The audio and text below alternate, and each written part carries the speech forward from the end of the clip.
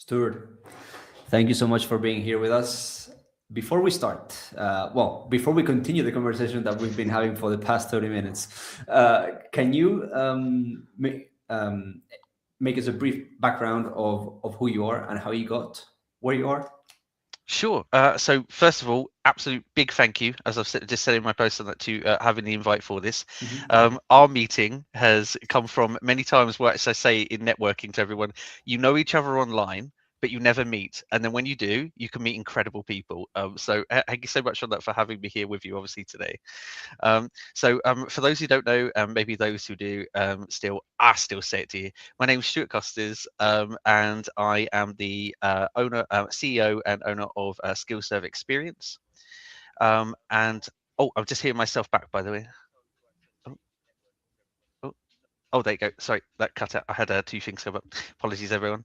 I'm the CEO of SkillServe Experience, which is a company dedicated to making sure that students get experience in the industry, where I help network and support education in a variety of different fields. And I'm also the Global Partnerships Director for Tennis Esports as well. To kind of get to where I got to, I've gone through education. Was probably the way in which I most got spotted and made my career and legacy. I started, as anyone does, at kind of through the general process of going to college, studying something you're really passionate about, which I praise to my mum, and I say this to students all the time. Listen to people around you that really care about you, because they give you some great respect and knowledge. And she said to me, go do something you truly love. I was like, oh, okay. And at the time I was lifeguarding and I was doing things like this, and I was like, okay, I'll go do that. And when I went and did that, it changed my life, because I studied games and I always loved games.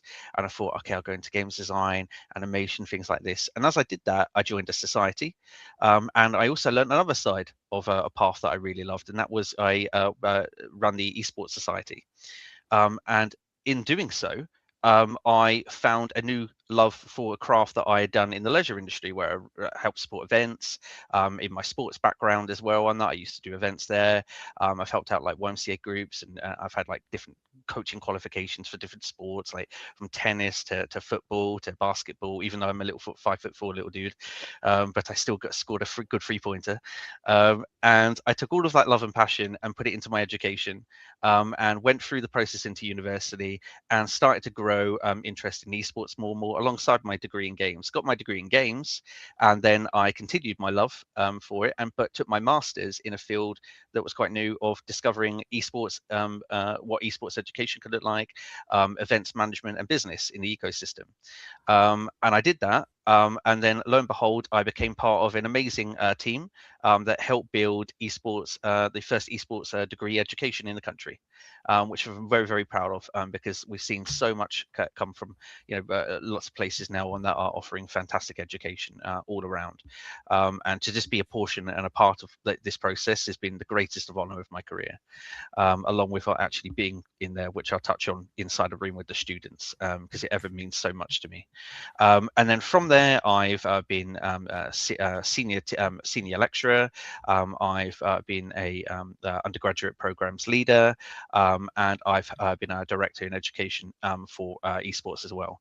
And that journey then took me on to a final pathway many years later, after being in several different universities and supporting college at one point as well, to owning my own company, and working with fantastic people around the world on esports, where I help support and guide colleges, universities into their next steps for a fantastic adventure into esports education.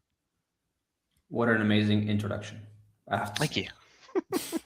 Practice. Okay, yeah.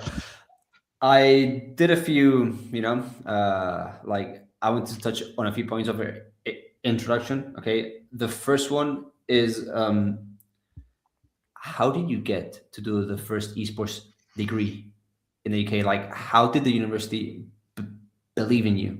Basically, how quick can you communicate that this, was a field that was going to develop, right? Sure. I mean, first of all, fantastic people around you, because the credit definitely doesn't just go to me. There's an incredible team around on that. At the time when I was moving up from part-time kind of lecturing and also a master's student, the incredible team around saw what I think was the main impact that I brought at the time was proof of concept.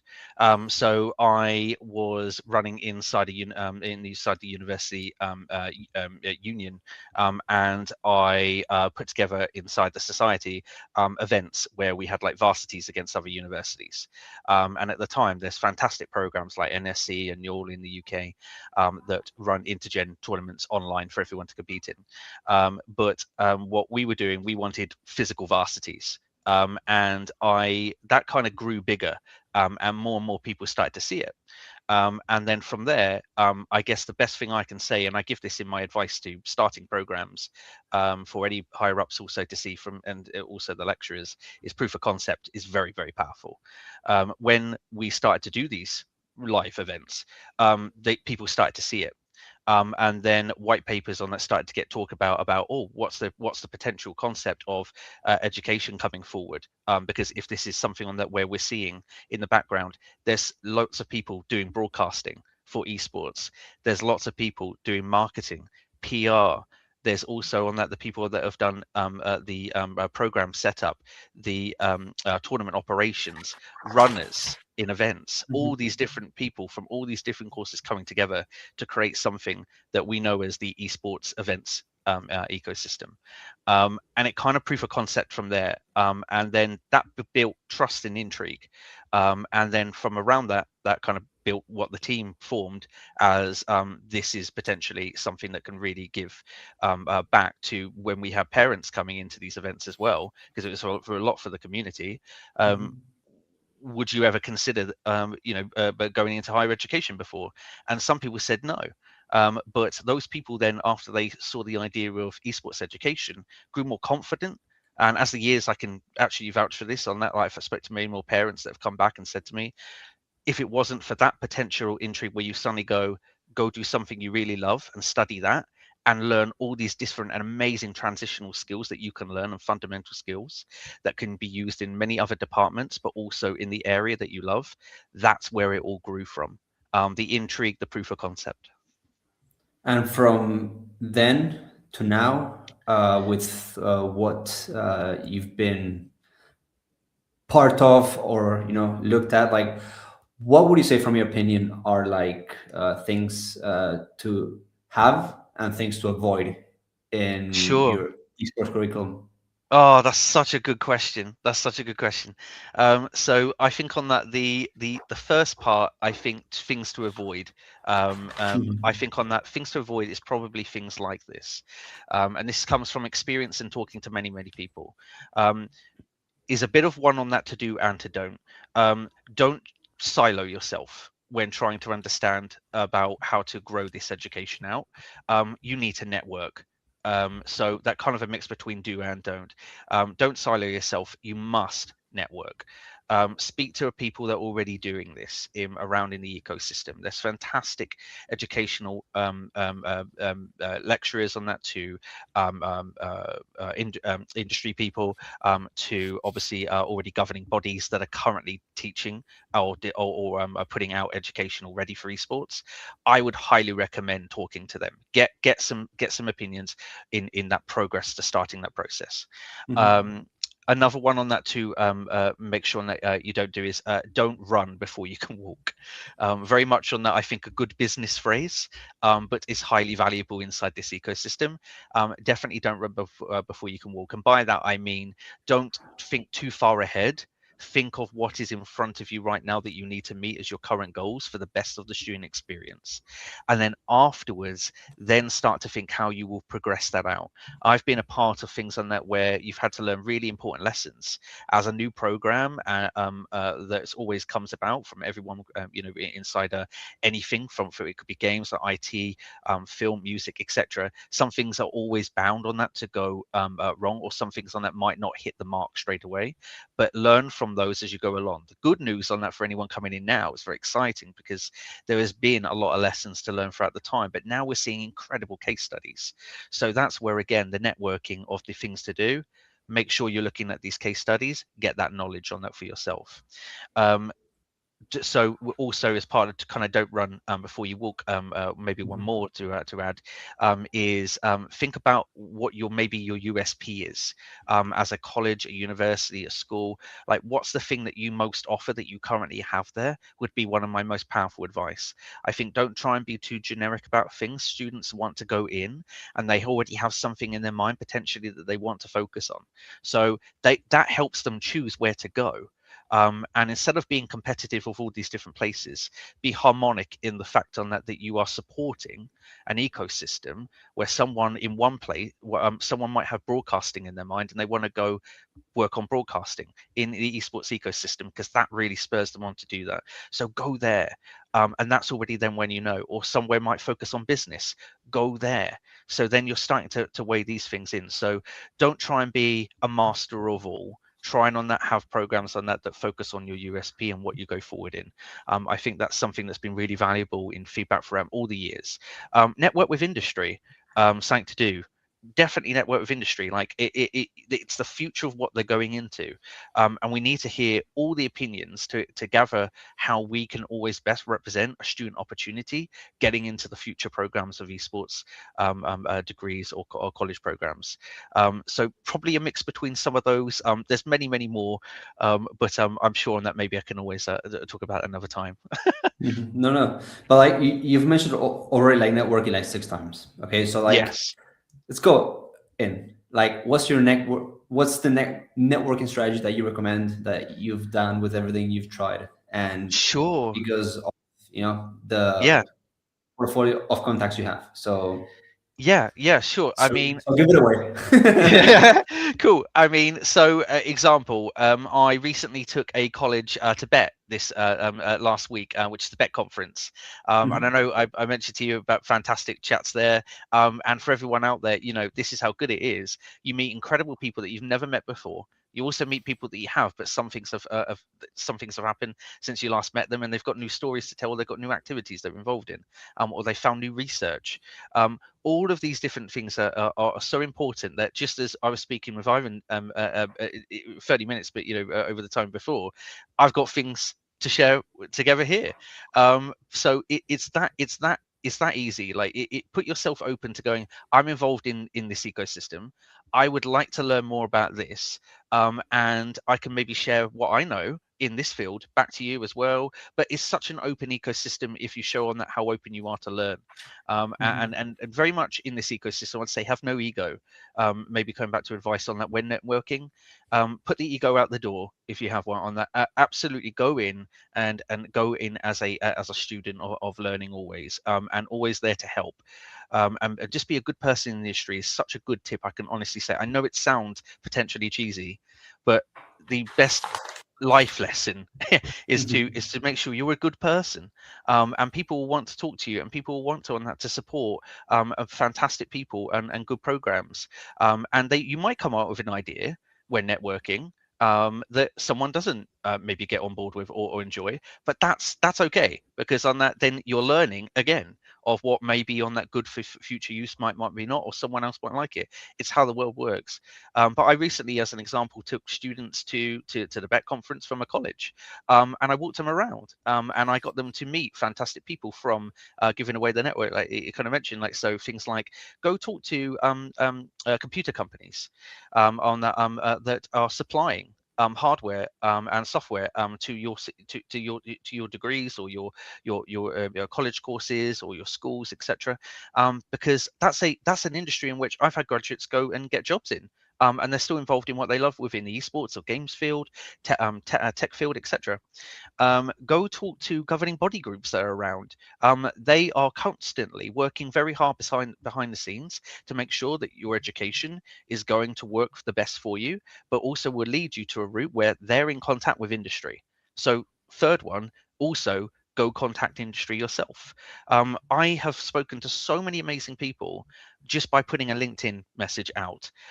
It might even be how my friend on that we met at times, like it finally, right? You see each other in Yes. in the space, right? Yeah. So I would say don't be afraid to do that. Like you could be the next person that someone wants to talk to. You never know. And it could be someone that could also have a connection into a field that you're so incredibly powerful, excited to get into. So take that as another one. Meet people that have experience in the field, and hear all opinions. You'll hear a variety. Some you won't agree with. That's fine. Some you will. That's fine. Someone that you might go, I'm not sure, but that's fine, because in this industry we have to learn and grow, and the only way to Mhm. learn these things is through the networking of the people that you talk to. So talk to experience, but then for the experienced people out there as well, I also have something that I've definitely learned. Talk to the people on that are also just coming into the field. Talk to the people that are learning and want to go forward in there. It's not a one-way street of them just talking to us. It's you talking to them, and that 100% will forever include me, because we are always all together learning, as any ecosystem does. So I would say those are my keys on that to networking: is check out physical locations where people are meeting, reach out online in the social spaces that you see, and if you see something that's really interesting that way, also ask your college or university if they already have contact, if you're in that field already, and they might know someone. You never know. And follow channels maybe that you're very passionate about. What would you say is the best way to access those experienced people that you mentioned? In-person events, LinkedIn, okay, but like what's the strategy for them to like invest like, an initial 20-30 minutes to see if there can be, for them to hear you out? Sure. Yeah, I mean, it's a very common question, because it's a good question to ask, because it's a very real question.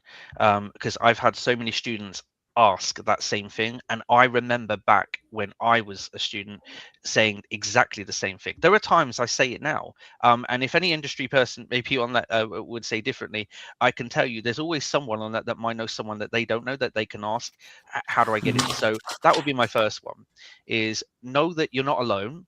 Everyone in this world is always maybe looking to see if they could talk to someone that they don't maybe have a connection with, or maybe there's an apprehension, or maybe on that you're concerned, maybe I've heard like your profile is not large enough and things like this.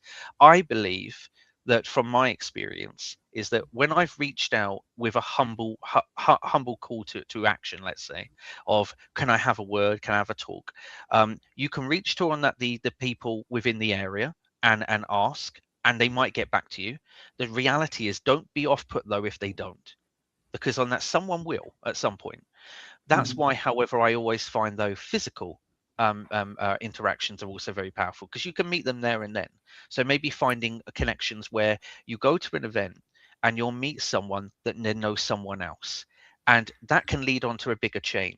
The first piece of advice around it that I think is most important to do as a first protocol, though, is to find out who you want to talk to and why. Don't just try and talk to someone because it's like a profile interaction. No. Find out why you want to talk to them. In the education we talk about the whys and the whats so much. I feel that it leads to then the who, and then that will decide, right, that's why. And you can work towards that goal, and eventually, with that confidence that you'll build, and you will build that confidence, never be off put by the nose, you will find a network inside the social spaces that you're following, that you build you'll build within a community. That could be, say you say your mission's to go into the I don't know, let's pick someone out. I'll give a shout out, maybe, I don't know, Fnatic, let's say Fnatic, right? So a team on that massively got me into the esports side. That was the first team I ever supported.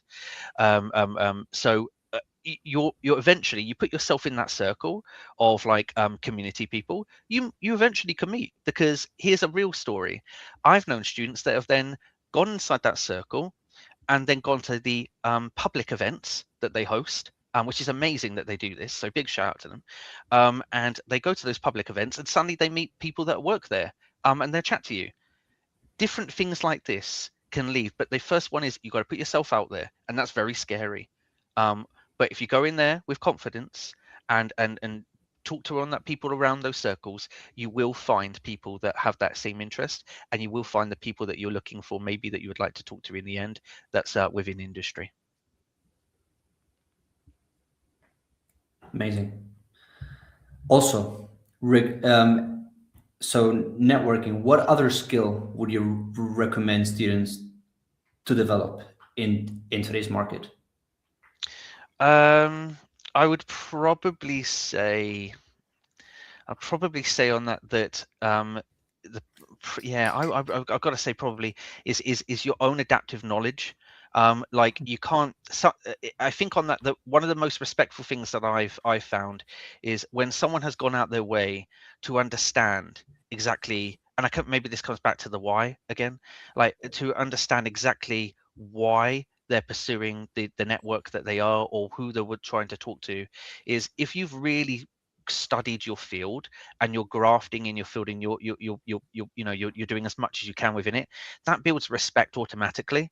I've had students, as an example, that I've seen go through, and there's incredible games degrees on that I've seen as well. And obviously I was part of one, and I learned from some amazing people.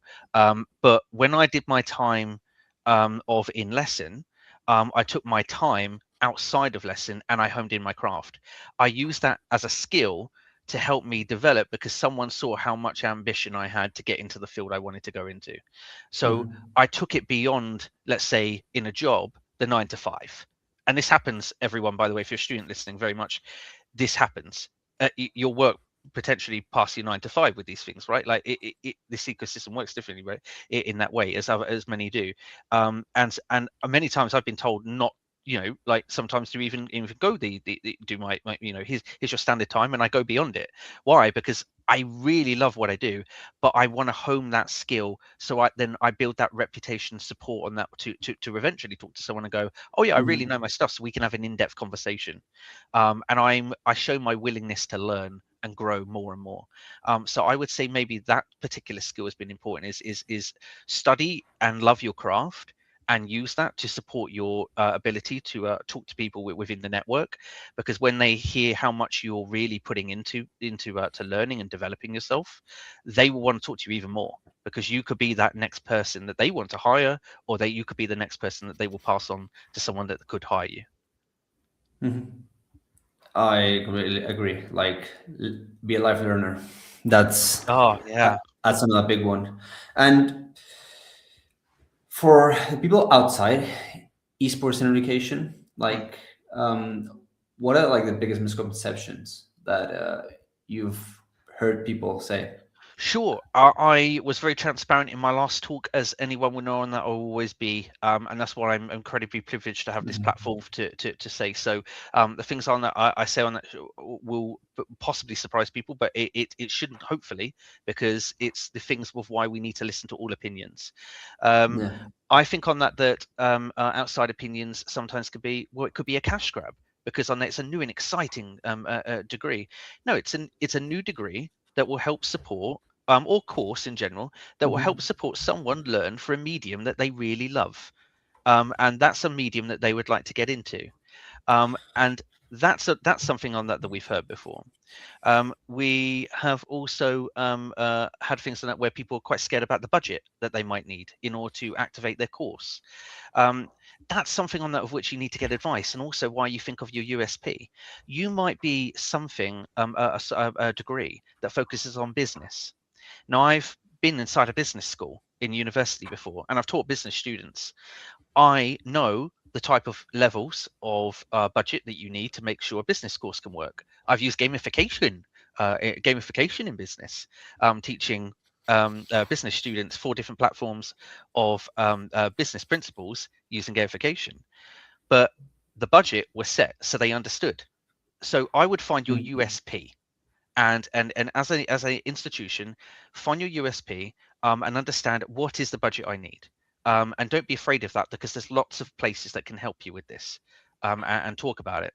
So then, if you want to go into something more like broadcasting, think about this. Well, do you already have a TV and film, or something like that course at your center? You may not need to then suddenly put together a huge cost for an esports area for focusing on broadcasting. If you can maybe share that facility and adapt it more over time, and that's a process where you don't run, you walk. So I Yeah. would say things like this are very important, as an examples. I I really do agree with it, because like when people like, and I also love to hear misconceptions. Mm, Also, like I love to hear no's and then ask why. Because like I know for me is I did not communicate the benefit well enough.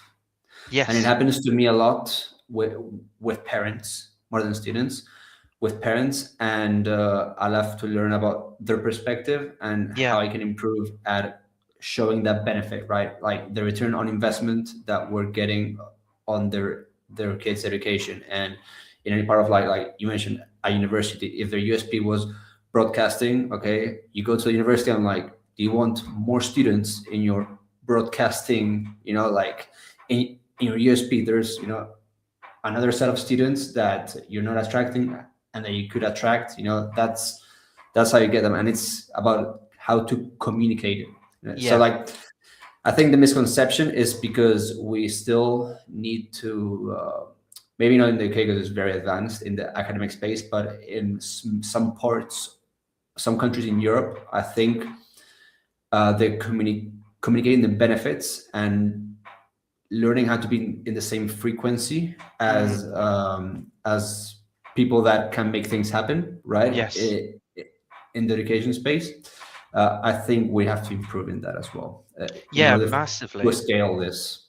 Yeah. I'm not saying maybe in the UK or you, but like I'm saying like in The countries like UK. Spain, for example. Yeah. Yeah, yeah. The UK is always going to learn, adapt as everyone else is, and I think on that also, just because then you might be first into something doesn't mean that you're going to Mhm. be the best.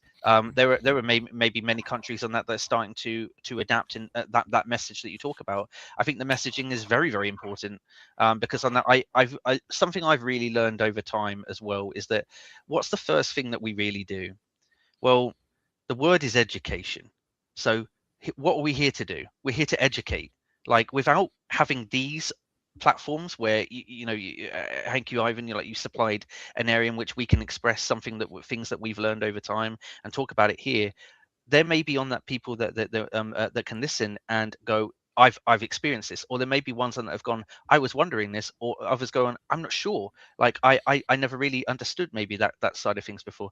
Mhm. It's us hearing them as well as them hearing us, and through the experience and using platforms like this that lead to conquering those problems, because we're always going to continuously learn, and grow over time and adapt these misconceptions potentially. And one of them on that, that's common things like is, are they going to game all the time? Are they going to be gaming all the time? Are they going to be gaming all the time? There are fantastic things that go on in the background where, if they want to continue those forms of passion, they can do that. And that's what got me into the community in the first place. Like, I was a gamer. But then you take it to another level. We put in the classroom, they'll learn things. They'll learn things on that you will not believe, that I am so proud to have been a part of in my career, where you'll see someone that is incredibly, incredibly shy and introverted become someone that approaches you with new, innovative ideas that you never thought about before as an educator that they could do in their assignment. And I've had incredible examples of that. And then suddenly, 12 weeks later, let's just take a semester in uni. 12 weeks later, they do that, and you're like, wow, like that's amazing. It's giving. I see education is the word educate to parents, to people around, outside of us on that don't know our medium and our platform, and our culture of esports, and expressing what it's really like inside the education medium, the goods and the bads, Mhm. and going, now you're not understanding a misconception, now you're understanding exactly what it's like. There are the goods, there's the bads, and then there's the great things that come out of it that we get in percentage, and it's learning from all of that to then keep continuously making it better and better. It's the stories that I think that will most tell to help conquer those misconceptions, of the amazing things that I've been just privy to be in a room with students sharing knowledge on that, and them back to me on that, because it's a two-way thing. I just am lucky on that to have experienced the things that I know that they can benefit from my education and experience in work, and then you pass that on and you work as a team, and you see like people mold together, that in real workplace, you may have ones that are more separate to others, and like you start to form groups. At the end of the assignment, they're one unified team. And I have been in a room and I've never said this actually before on a public platform, so I'm going to say it here actually because I'm really proud to say this. Mhm. I have been in a room where I have generally cried with those students on how proud I am of them. And we have been united as a team because I saw what they did from the start and I saw where they got to at the end. And so many of them have then gone on to be incredible ambassadors for education. And that's something that I think it helps those misconceptions as well. Learn about the transitional skills and the incredible things they can do inside these education when they do something they love. By listening to you, I can tell you're also an amazing lecturer. Like when someone can explain a concept very simple and put their personal experience as an example behind that concept, with you've been done in this talk, like bam, bam, bam, bam, like amazing. Okay, Thank you. to wrap it up, like what is a trend that we as a community have to watch out for 2026 in the Sure. education and esports space? I think more forms of education are coming out, and new education is kind of being adapted and changed into new programs. I think globally, I'm seeing educational facilities, institutions talking to each other more. So I think we're going to see a better quality start to appear over time that we've already got. So I think we're getting better. Still hit the road bumps. Always will. Always will. And we should never say we shouldn't, because I know every degree does, or college courses. But I think we're seeing more intrigue from people getting involved to support the space from industry. I'm seeing incredible forms of industry get involved. We've had probably more guest talks from industry than we've ever had inside education. I myself on that are off to quite a few different ones myself, and I always trying to give back and give more on that to something I love. So we see that. I think we're also seeing a lot more collaboration between the industry market and education from country to country. So not just everyone working within in that one country, including from industry and education. I'm seeing Mhm. I'm seeing it abroad. And coming in, I'm seeing some fantastic things and hearing from fantastic research from places all over, from incredible professors or people that are obviously going into their PhDs or in masters groups or writing fantastic books around the esports space. So I think we're seeing more and more of that that are supporting what we all do. Um, I think on that those are probably the main things that I'm seeing, along with my favorite one, which is we're seeing incredible people choosing to go into the field of esports, and coming out the other side and telling us incredible case studies and stories of the things they've experienced, and what it's done for them. And I guess to kind of end with on that one, it goes back to again I've been so privileged to be in a room and on networks and see most recently students that I've taught work experience randomly, or ones that I've done stuff with and I said I'll work with you one day and I ended up working with them.